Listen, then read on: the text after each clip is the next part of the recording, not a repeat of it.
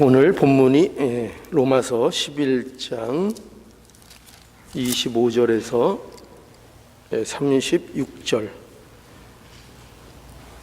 하나님의 여기 계획, 하나님의 계획.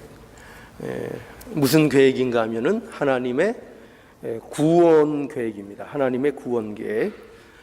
하나님의 구원 계획이고, 이것은 오늘 본문에서 구체적으로 이스라엘의 구원을 염두하고 있는 것이고요. 그리고 이것을 통해서 결국 모든 이에 대한 구원을 말씀하고 있는 것이 오늘 이제 본문의 중요한 내용입니다. 그래서 이 본문 내용은 제가 말씀드리고 이 제목에 나타나 있는 것처럼 하나님의 이제 구원 계획, 이스라엘의 구원을 말하고 있는 것이고, 이것이 그 로마서의 그 전반부의 결론입니다. 이 로마서는 그 전반부와 후반부로 이렇게 나눌 수가 있어요. 그래서 1장에서 11장, 오늘 그 우리가 마무리하는 요 11장까지가 그 전반부로 우리가 볼 수 있고, 이 전반부에는 중요한 내용들이 뭐냐면은 우리가 그 흔히 이제 이렇게 표현들을 많이 하죠. 교리다. 일종의 교리. 그러니까 이 교리라는 것은 우리가 교리라고 얘기하면 너무 이제 딱딱한 느낌이 들지만, 사실은 이것이 우리가 그렇게 흔히 얘기하는, 우리가 또 잘 얘기하는 진리라는 의미와 통하는 겁니다. 진리. 그래서 이 전반부에는 그러니까 복음이 뭐냐, 복음이 뭐냐, 하나님이 그 인간들을 위해서 어떤 일을 하셨느냐, 그리고 그런 일로 인해서 우리가 어떤 존재가 됐느냐, 이런 그 문제들을 설명하는 그런 내용들로 이렇게 전반부가 주로 구성이 돼 있고, 그리고 이제 오늘 이제 마치고 다음 주부터 이제 시작되는 12장에는 이제 실천적인 면이 이제 설명되어 있는 겁니다. 그래서 신자의 삶이 어떠한 삶이 되어야 되느냐, 일상의 삶 속에서 어떤 것들을 하면서 실천하며 그 삶 속에 지내야 하느냐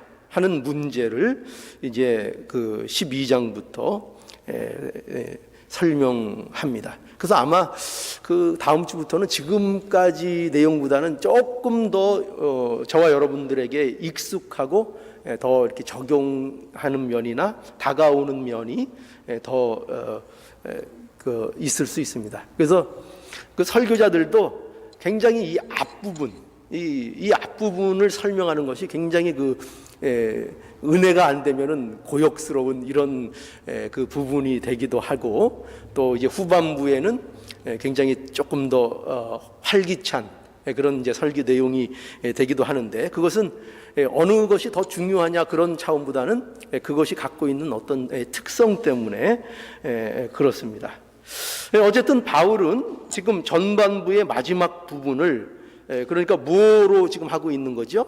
어떤 내용을 설명하고 있는가 하면은 하나님의 구원 계획을 설명하는 것으로 이렇게 전반부에 이 어떻게 보면 교리, 진리를 설명하는 것에 마지막 결론 부분을 마무리하는 것을 우리가 이제 만나게 되지요. 그래서 여기 보면은 바울은 하나님의 구원 계획을 또 뭐라고 이렇게 설명하고 있는가 하면은 비밀이라고도 이렇게 설명하고 있죠. 25절에 보면 형제들아 너희가 스스로 죄 있다함을 명키 위하여, 여기 보면은 이 비밀을 너희가 모르기를 내가 원치 아니한다. 그러니까 이 비밀을 알기를 원한다는 얘기죠. 그죠? 너희가 이 복음으로 인하여, 너희가 받은 구원으로 인하여 너희들이 마음이 높아질까, 그러니까 이 구원을 잘못 이해하면 어떤 일이 발생하는가 하면은 이제 12장부터 나타날 내용들에 대한 이해와 적용이 제대로 되지 않는 거예요. 그러니까 왜죠? 구원을 받았다는 것으로 자기가 교만해지고 높아지고 잘못 이해하면 그것이 어느 쪽으로 나타난다고요? 삶의 모습에서 영 그 믿음의 모습으로 나타나지 않고 이상한, 뭐 구체적으로 얘기하면 교만하고 스스로 높아지고 자긍하고 하는 모습으로 나타나게 된다는 것이죠. 그래서 이렇게 너희들이 형제들아, 형제들이라는 것은 모든 이방인과 유대인들을 통틀어 말하는 모든 로마 교회의 형제들을 얘기하는 거죠. 너희가 스스로 지혜 있다함을 면키 위하여 이 비밀을 너희가 알기를 원한다, 이렇게 얘기하고 있고, 또 계속해서 이 비밀은, 그러면서 이 비밀이 그럼 구체적으로 뭐냐 할 때, 이방인의 충만한 수가 돌아오기까지 이스라엘이 더러는 완악하게 되는 것이라. 그러니까 이스라엘의 완악도 그 비밀이에요. 그 비밀이고, 그리고 그것으로 인하여 온 이스라엘이 결국 구원을 얻을 것이라 하는 내용으로 그 비밀의 내용이 기록되어 있는 것을 거기 만나게 됩니다. 그리고 이 본문을 계속 좀 보자면 이런 그 구원의 계획을 계속 설명하는 게 오늘 본문이에요. 그래서 바울은 또 이러한 것들을 거기 26절과 27절에 보면은 그 구약의 그 이사야서 59장의 20절의 말씀을 인용해서 이러한 하나님의 구원이라는 것이 그저 뭐 계획이라는 것이 뭐 임시 방편적으로 그렇게 세워지는 그런 계획이 아니라 하나님께서 이미 구약에도 이미 약속한 그런 약속이다 라는 것을 이제 구약을 인용해서 설명하고 있고, 그리고 또 이 하나님의 계획이 얼마나 완전한 계획이냐, 얼마나 취소될 수 없는 계획이냐 하는 것을 이제 어떤 말로 설명하고 있는가 하면은 29절에 보면 어떻게 되어 있어요? 하나님의 은사와 부르심에는 뭐가 없다고요? 후회하심이 없다. 후회하심이 없다. 이게 뭘 얘기하는 거죠?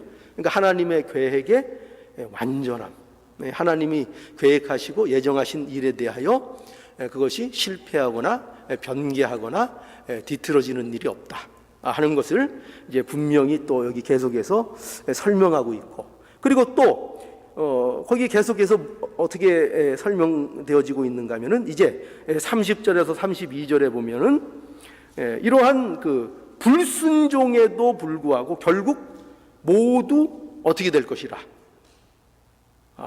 받아들이기 힘들죠. 그죠? 굉장히 그 비밀이죠. 비밀. 그래서 이게 비밀이라는 것이 붙는 겁니다. 어떻게 돼 있다고요? 이런 불순종에도 불구하고 결국 모두 어떻게 된다고요? 긍휼을 얻게 될 것이다. 한번 본문의 말씀을 볼까요? 30절. 너희가 전에 하나님께 순종치 아니하더니 이스라엘의 순종치 아니함으로 이제 긍휼을 입었는지라. 이건 이방에 대한 얘기죠. 긍휼을 입었다 이거죠. 또 31절에 이와 같이 이 사람들이 순종치 아니하니 이는 너희에게 베푸시는 긍휼로 이제 저희도 긍휼을 어떻게 해요? 얻게 하려 하심이라. 그러니까 이 사람들은 누구예요? 이스라엘 얘기하는 거죠. 이 이스라엘이 순종치 아니하는데 왜 순종치 아니하냐 할 때 그 순종치 아니하는 데는 이유가 있다는 거예요. 뭐라고요? 저희도 뭐를 얻게 하기 위해서 하나님의 긍휼을 얻게 하시려고 그들도 불순종하게 하셨다는 거예요. 그러니까 우리의 머리로는 굉장히 힘들죠. 그죠? 굉장히 힘들죠. 굉장히 힘들어요. 그래서 여기 깊도다 하나님의 지혜와 지식의 풍요하며 그의 판단은 측량치 못할 것이며 그의 길은 찾지 못할 것이다. 이런 것들이 이런 차원에서 이루어지고 있죠. 자, 32절도 볼까요? 하나님이 모든 사람을 순종치 아니하는 가운데 가두어 두심은 주의 깊게 보세요. 하나님이 모든 사람을 순종치 아니하는 가운데 어떻게 하셨다고요? 가두어 두셨다고요. 이렇게 마치 못과 같을까요? 물을 어떤 이렇게 그 항아리에 이렇게 가두어 두듯이, 다른 데로 흘러나가지 않도록 가두어 두듯이, 마치 파도 치는 것이 마음대로 파도 치는 것 같지만 하나님께서 경계를 정하사 그 파도가 어느 한도까지는 넘어오지 않도록 이렇게 그 파도를 이렇게 그 해변이 이렇게 가두어 두듯이 어떻게 했다고요? 사람들을 어디에 가두어 두셨다고요? 불순종하는 것에 사람들을 가두어 두셨다는 거예요. 힘들죠? 이해하시기 힘들죠? 근데 가두어 두심으로 인하여 어떻게 된다고요? 무엇 때문에 그렇게 하신다고요? 모든 사람, 결국 모든 사람에게 긍휼을 베풀려고 이렇게 하신 것이라 라는 설명을 바울이 하고 있는 거죠. 그래서 여러분, 바울은 결국 이런 그 내용을 통해서 하고 싶은 얘기가 뭐냐면, 하나님의 계획이 실패되지 않고 이루어지는데 그 계획이 어떤 계획이냐? 모든 자들을 긍휼하심으로 구원하신다는 내용이에요. 그런데 여기서 이제 이 모든 자들이라는 문제가 걸리는데, 이 모든 자들을 구원한다는 것은 이런 뜻이에요. 이거는 만인 구원론을 얘기하는 게 아니에요. 다 구원하신다, 이런 얘기를 하는 것이 아니라, 여기서 모든 자를 구원하신다는 것은 하나님이 구원하고자 하시는 모든 자를 얘기하는 거예요. 하나님이 구원하고자 하시는 모든 자, 그리고 또 이 모든 자라는 것은 구별 없는 모든 자를 얘기하는 거예요. 어떤 구별이죠? 그 시대에 무엇이 가장 큰 구별이었습니까? 이방인과 유대인의 구별이었죠. 그렇죠? 구별. 그러니까 구원이라는 것을, 유대인들과 이스라엘 사람들은 그거를 구원이라는 것을 구별했죠. 우리는 선택된 민족이고 하나님의 구원은 우리에게만 있는 것이라는 그런 구별을 갖고 있었어요. 그런데 여기 이 복음은 우리에게 하나님의 계획은 뭐냐? 하나님의 계획은 그 구분이 없다는 거예요. 그러니까 차별이 없다는 거죠. 거기서 말하는 모든 이를 은혜로 구원한다는 것은 무슨 이방인이든지 유대인이든지 남자든지 여자든지 소년이든지 어른이든지 어떤 민족적인 차별, 배경적인 차원, 이런 것에 어떤 것에 차별도 없이, 차별함 없이 뭐라고요? 모든 이에게, 그 모든 이에게 하나님께서 뭘 베푸신다고요? 긍휼을 베푸셔서 하나님의 구원을 이루신다고 말씀하고 있는 것입니다. 이 구원의 계획은 어떤 것도 결국 이런 얘기를 하고 있는 거죠.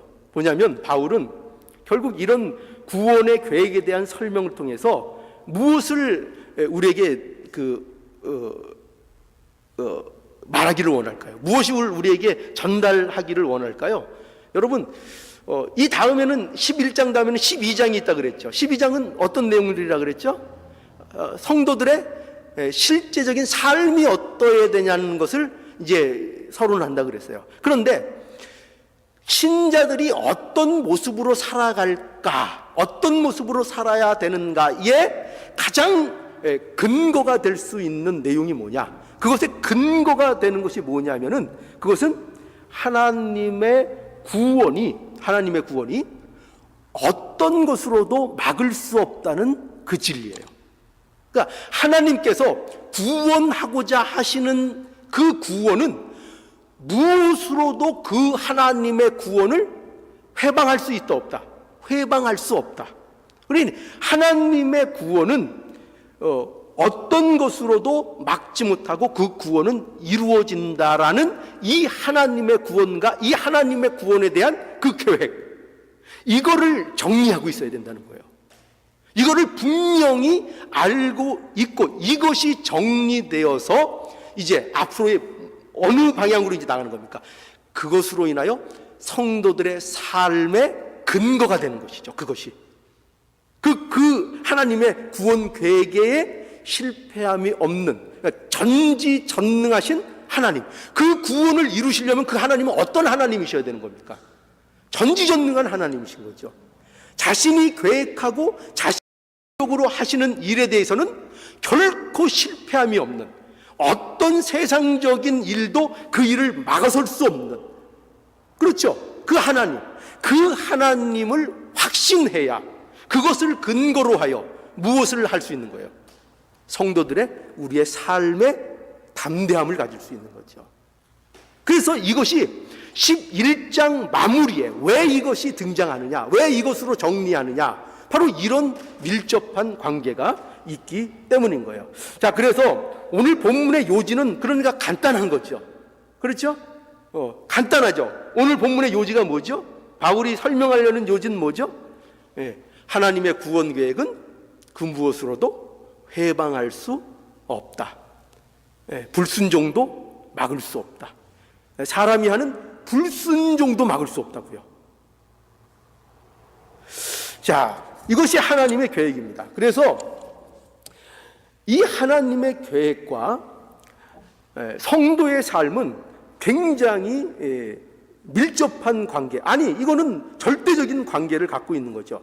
하나님의 구원 계획에 대한 이해, 그러니까 성도가 하나님의 구원이 어떤 것인가, 그 계획이 어떤 것인가를 이해하는 것이 성도의 삶에 있어서 매우 중요하다는 거예요.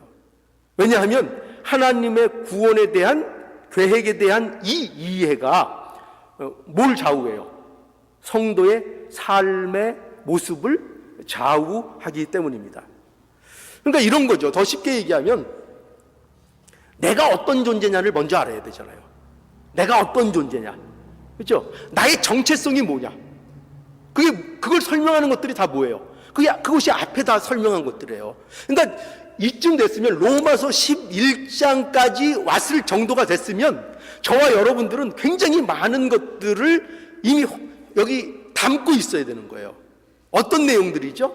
복음의 내용, 복음이 무엇인가, 하나님께서 나에게 어떤 일을 이루어 놓으셨는가, 그래서 나는 어떤 존재인가, 내가 누구인가, 내가 누구인가라는 이 정체성의 문제, 이 문제가 확고해져야 되는 거예요.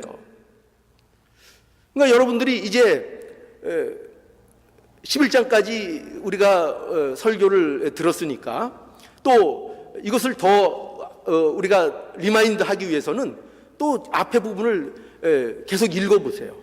읽으셔서 뭐를 확립하시라고요? 복음이 뭔지, 하나님이 나에 대해서 무엇을 하셨는지, 그래서 지금 내가 어떤 존재인지 라는 부분을 분명히 해야 하는 것입니다.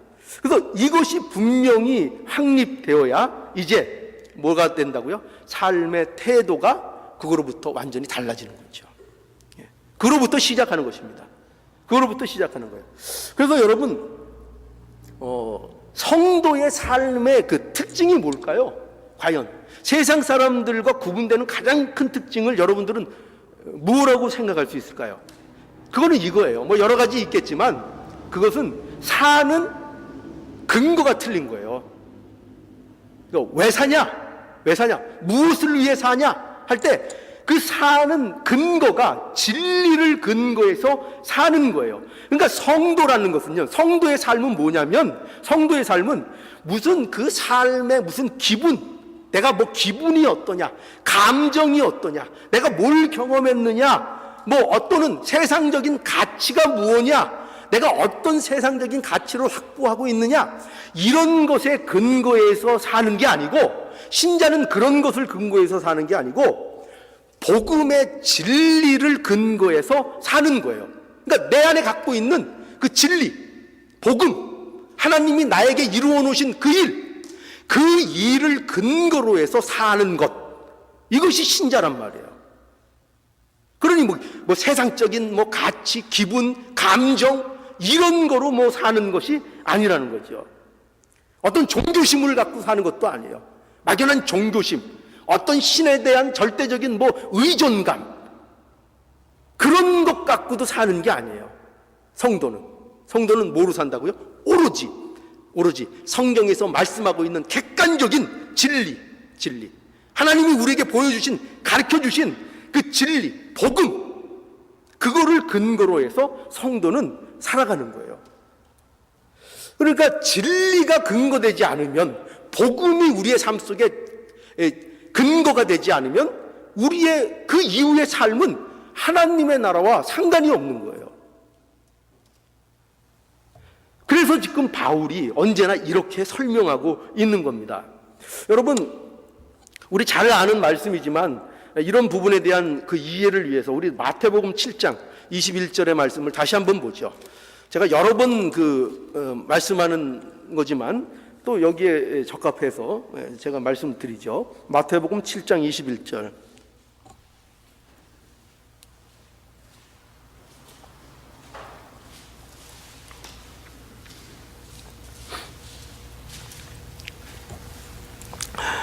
나더러 주여 주여 하는 자마다 천국에 다 들어갈 것이 아니요 다만 하늘에 계신 내 아버지의 뜻대로 행하는 자라야 들어가리라 라고 말씀하고 있죠. 여기 계속 더 읽어보면은 22절에 그날에 많은 사람이 나더러 이르되 주여 주여 우리가 주의 이름으로 선지자 노릇하며 주의 이름으로 귀신을 쫓아내며 주의 이름으로 많은 권능을 행치 아니하였나이까 하리니 그때에 내가 저희에게 밝히 말하되 내가 너희를 도무지 알지 못하니 불법을 행하는 자들아 내게서 떠나가라 하니라. 여러분 너무나 잘 아시는 말씀이죠. 근데 이 말씀은요, 우리가 너무나 잘 아는 말씀인데도 불구하고 너무나 자주 이 말씀에 대해서는 오해하고 대부분 이 말씀을 잘못 이해하고 있는 경우가 많아요. 그러니까 말씀들이 무엇을 말하려고 하는 말씀인가라는 그 방점, 강조점을 찍는 데에 굉장히 많이 틀려요. 그게 단순한 차이 같지만 완전히 뜻이 완전히 180도 달라지는 거예요. 그래서 어떤 면이 그런가 하면은 우리가 이 말씀을 보면은 이 말씀은 우리가 흔히 어떻게 생각해요? 이 말씀은 행위를 강조하는 것으로 우리가 이해하잖아요. 그렇죠? 행위를 강조하는 것처럼 이 말씀이 들린다 이 말입니다. 그런데 이 말씀이 강조하는 것은 행위가 아니에요. 이 오해를 제발 좀 극복을 해야 되는데 행위가 아니고 이 말씀이 강조하는 것은 뭘까요? 행위가 아니고 하나님의 뜻이에요. 하나님의 뜻. 여러분 이렇게 생각하면 돼요. 자, 모든 사람은 행위가 있을까요? 없을까요? 있죠. 세상에 행위가 없이 사는 사람이 어디 있어요? 모든 사람들은 행위가 있어요. 무엇이든 간에 어떤 행위를 하든 간에 모든 사람들은 행위를 가지고 산단 말이죠. 그런데 중요한 것은 뭐냐면은 그 행위라는 것이 뭐에 근거한 행위인가, 이것이 중요한 거예요. 그러니까 그 행위라는 것이 진리에 근거한 것이냐 아니면 진리를 근거하지 않은 행위이냐, 이것을 말하고 있는 거예요. 그러니까 뭐가 강조점이 있어요? 행위는 다 한다니까요. 누구든지 행위는 다예요. 그런데 그 행위가 무엇을 근거한 행위인가? 그래서 진리를 근거하지 않은 행위는 뭐가 되는 거예요? 무섭게 말씀하고 있죠? 불법이라는 거예요. 불법. 그러니까 아무리 우리가 행위를 열심히 하고 내 딴에는 선지자 노릇하고, 여기 그렇게 돼 있잖아요. 행위가 없었어요? 지금 예수님 앞에 가서 책망받는 이 사람이 행위가 있었습니까? 없었습니까? 있었죠. 어떻게 있었죠? 주님의 이름으로 선지자 노릇하며 주의 이름으로 귀신을 쫓아내며 주의 이름으로 많은 권능을 행치 아니하였나이까? 행했죠. 그러니까 여러분, 이게 무서운 거죠. 행했는데 그것도 주님의 이름으로 행했는데 예수님은 그걸 갖고 행한 그거 갖고 뭐라 그래요? 뭐라 그랬다고요? 불법이라 그랬다니까요. 불법. 그러니 보세요. 우리가 아무리 열심을 내고 선을 내고 아무리 그렇게 행위를 하고 한다 할지라도 그것이 진리, 하나님의 뜻, 거기에 근거하지 않으면 저와 여러분들이 열심을 낸 그것을 하나님이 불법이라 그런단 말이에요. 불법이라고. 무섭죠? 무조건 앞뒤도 안 거리고 그냥 열심히만 달려가면 될까요? 불법이라니까요. 죄라니까요. 하나님 앞에 열심을 내는데 하나님은 죄로 보신다니까요. 이 무서움이 있는 거예요. 여러분, 이 말씀이 어떻게 이어지고 있는가 하면은, 그 다음에 나오는 말씀이 뭐냐면은, 반석 위에 지은 집, 그리고 모래 위에 지은 집, 그게 이제 그 다음에 나와요. 그러면 이 말씀도 어때요? 이 말씀도 똑같이 오해를 하는 거예요. 똑같이. 이 맥락에 하고 똑같이 오해해서 이것도 행위를 강조한다고 생각을 해요. 행위를 강조한. 그래서 여기 보세요. 모래 위에 집을 짓는 자나 반석 위에 집을 짓는 자나 다 행위가 있습니까? 없습니까? 있죠. 둘 다 집을 짓잖아요. 집을 짓잖아요. 그런데 여기 보면은, 그래서 강조점이 뭐냐? 여기에 이거예요. 이 말씀을 듣고예요. 이 말씀을 듣고.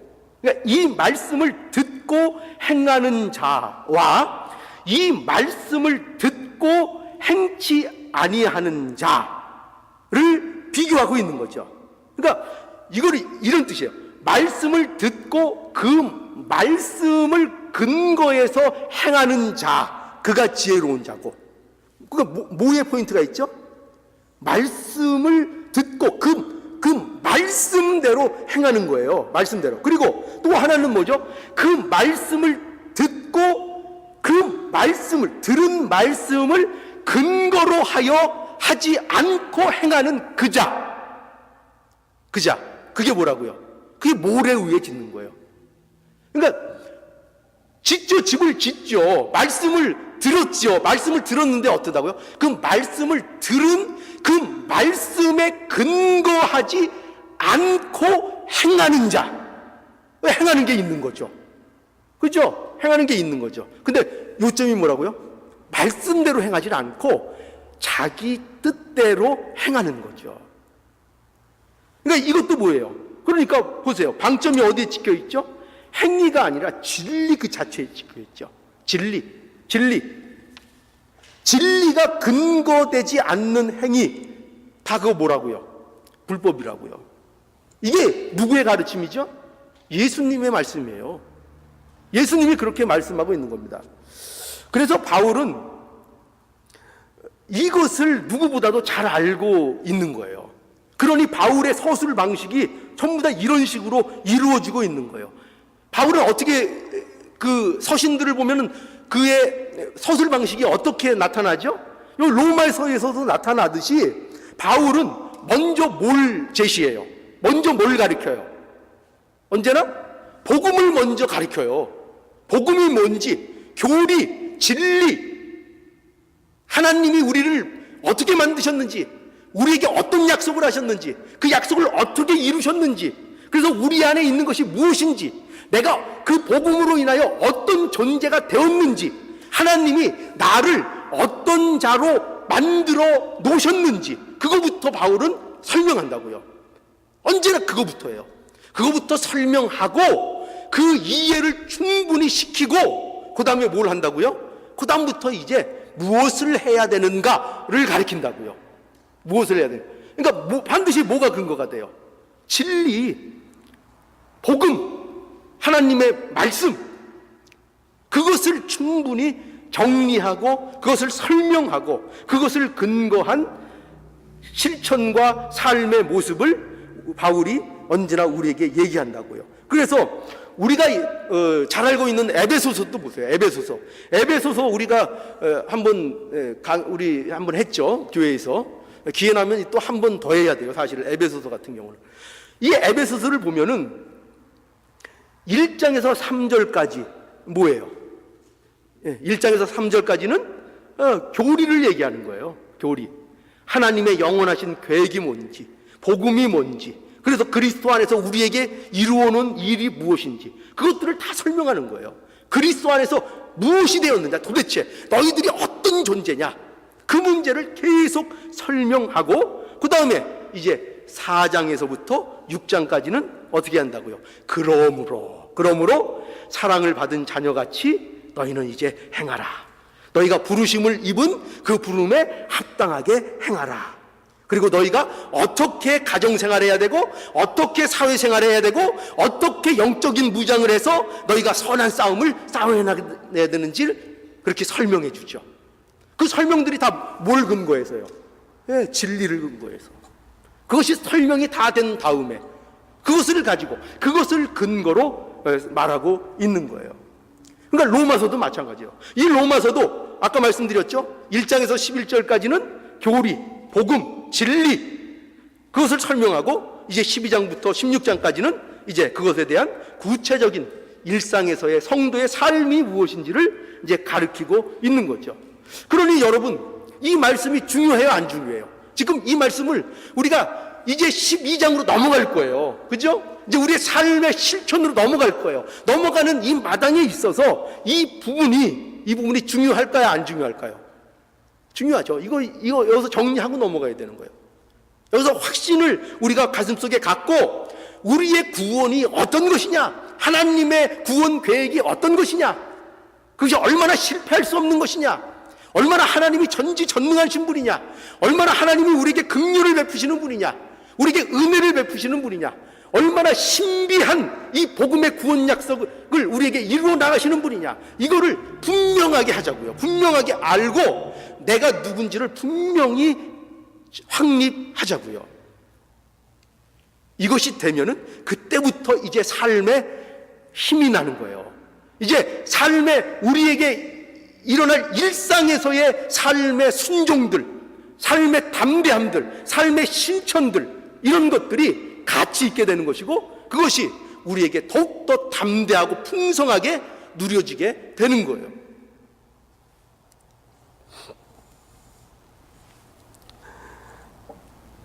그러니 우리 성도의 삶은 어떤 것으로부터 시작해야 하는가 하면은 반드시 이 하나님의 진리를 아는 것, 하나님이 우리에게 하신 일이 무엇인지를 아는 것, 복음이 무엇인지를 아는 것, 하나님의 구원이 무엇인지를 이해하는 것, 이것이 가장 중요한 선행돼야 될 우리의 문제라는 것을 알아야 돼요.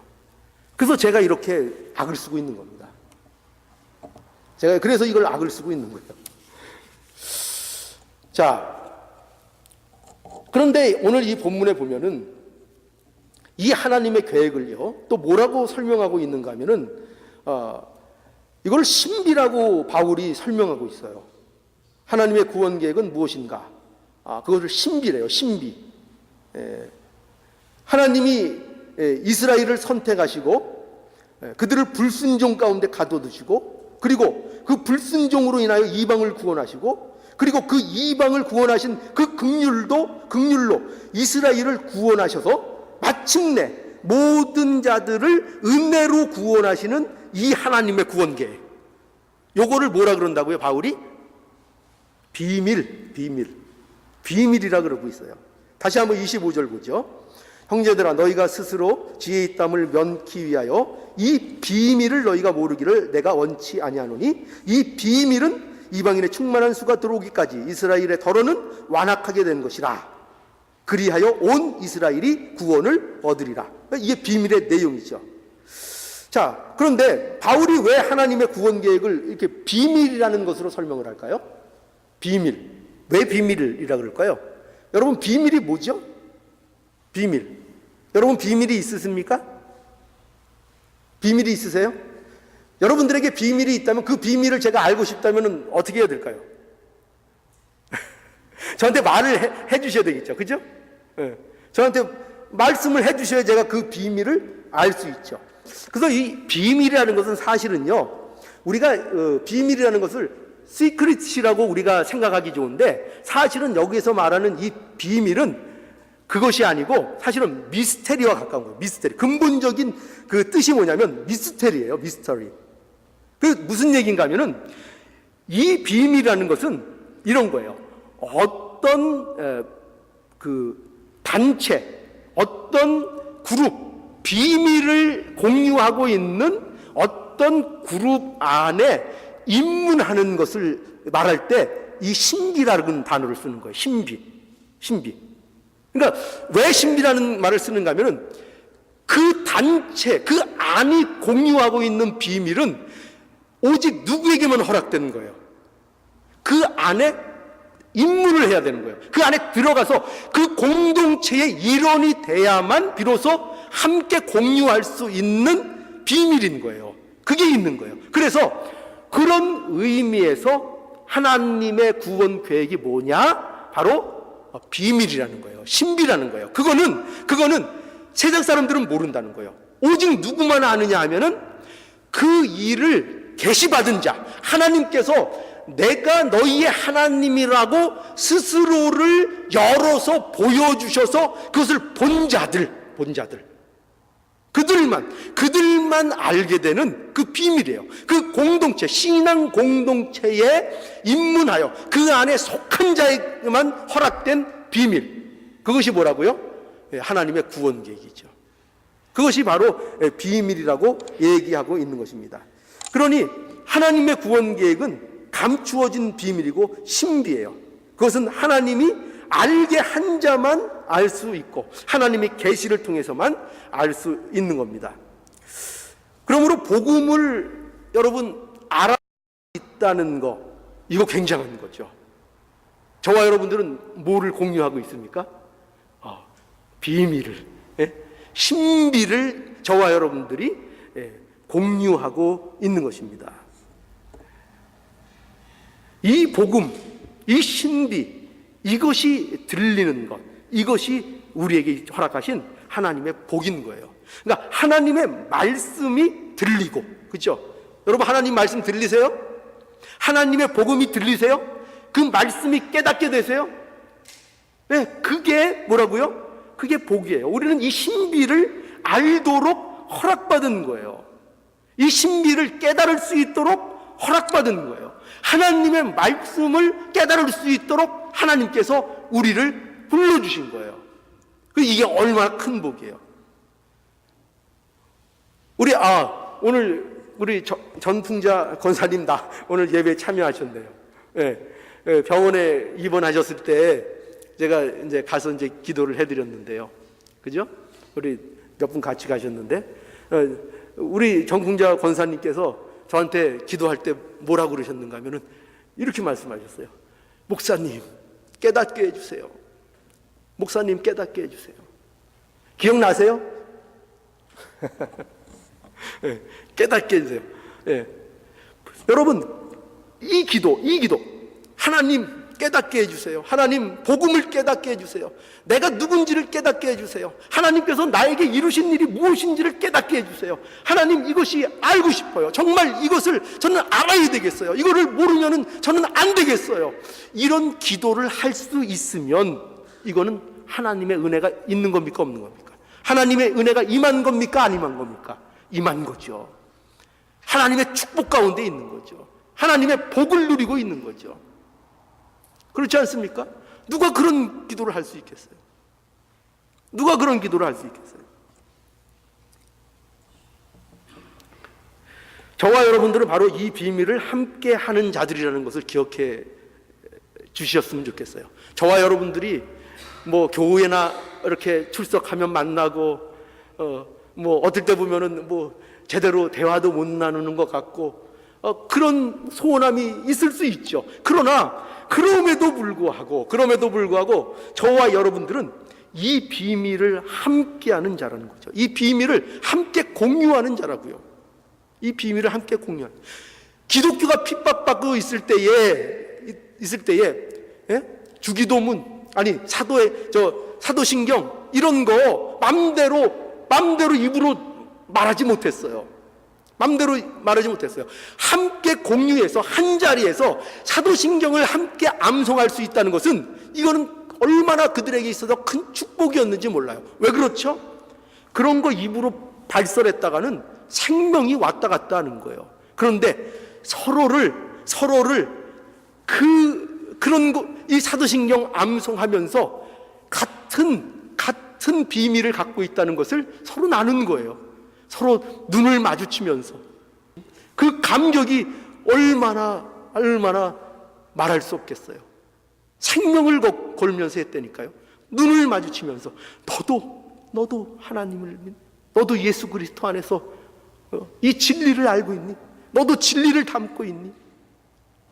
이 공유, 저와 여러분들은요, 이 비밀을 공유하고 함께하는 사람들입니다. 여러분, 형제, 자매, 친척, 절친한 친구, 이 진리를, 이 비밀을 함께 공유하지 않으면 다 어떤 의미에서는 헛되다고도 볼 수 있어요.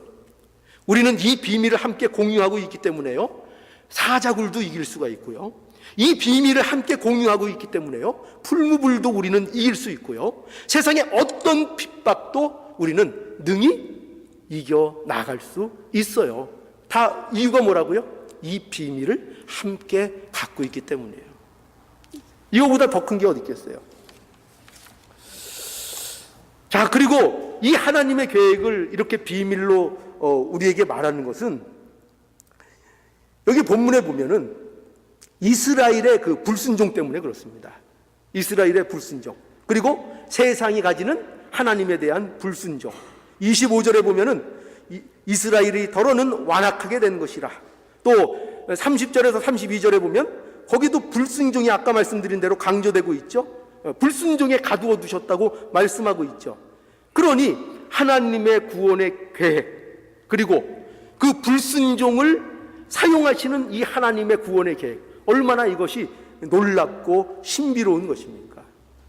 참으로 신비하죠. 그래서 이 말씀으로 마무리를 짓고 있는 거예요. 뭐로 마무리를 짓고 있죠?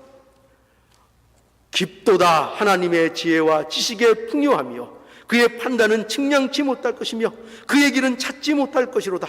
누가 주의 마음을 알았느냐? 누가 그의 모사가 되었느냐? 누가 주께 먼저 드려서 갚으심을 받겠느냐? 이는 만물이 주에게서 나오고 주로 말미암고 주에게로 돌아갑니다. 영광이 그에게 세세에 있을지로다. 아멘. 네, 그러니까 이거로 끝나는 거죠. 이 말씀으로 매듭 지을 수밖에 없는 거죠. 인간의 불순종은 하나님의 구원 계획에 방해가 될 것 같죠. 그죠? 방해가 될 것 같습니다. 그래서 놀라운 거예요. 그래서 신비로운 거예요. 하나님을 회방하려는 의도된 피조물의 어떤 행위가 하나님의 계획에 오히려 뭐가 되고 있어요? 수단이 되고 있는 걸 우리에게 보여주시잖아요. 이거 보세요. 반대하잖아요. 반대는 왜 하는 거예요? 그거 안 되게 하려고 반대하는 거잖아요. 그죠? 근데 반대가 반대하는 것을 이루는 수단이 되고 있다니까요. 이게 신비롭지 않아요? 바울이 성도들에게 말하려는 요점이 바로 이거예요. 보라는 거죠. 불순종하는 것, 반대하는 것, 이것으로도 하나님의 구원 계획을 이루시는 수단으로 하나님께서 삼으신다면 하나님의 계획을 회방할 수 있는 것이 있겠느냐? 이렇게 물어보시는 거예요. 이 말을 하고 싶은 거예요. 바울은 결국 우리는 어떻게 대답할 수 있어요? 아무것도 없다는 것. 그죠? 아무것도 없어요. 그 반대한 것을 이루는 수단으로 쓰시는 그 하나님, 그 불순종도 하나님의 계획을 틀어지게 못하게 하시는 그 전능하신 하나님, 그 하나님의 계획과 섭리 아래 그 모든 것들을 품고 계신 그 하나님. 우리의 머리는 그죠? IQ가 200이 되면 좀 이해를 하려나요? 어쨌든 저는 이해를 못해요. 바울도 이해를 못했어요. 바울도 이것이 신비한 거예요. 이것이 잘 이해는 안 되는 거예요. 이것이 인간의 IQ를 갖고는 이해가 안 되는 거예요. 그러니 마무리를 이렇게 할 수밖에 없어요. 깊도다 하나님의 지혜와 지식의 풍요하며. 솔직하죠? 모른다는 거예요. 바울도 다 모르겠다는 거예요. 하나님의 그 넓고 깊고 오묘한 그 풍성한 그 모든 뜻들을 다 헤아릴 수가 없다는 거예요. 우리는 분명히 불순종하면 망할 것 같고, 불순종하면 그것도 끓일 것 같고, 실패, 누가 봐도 실패일 것 같은데, 그렇죠? 우리의 삶도 그렇잖아요. 우리의 삶 속에 얼마나 마지막인 것 같은 것들이 많아요.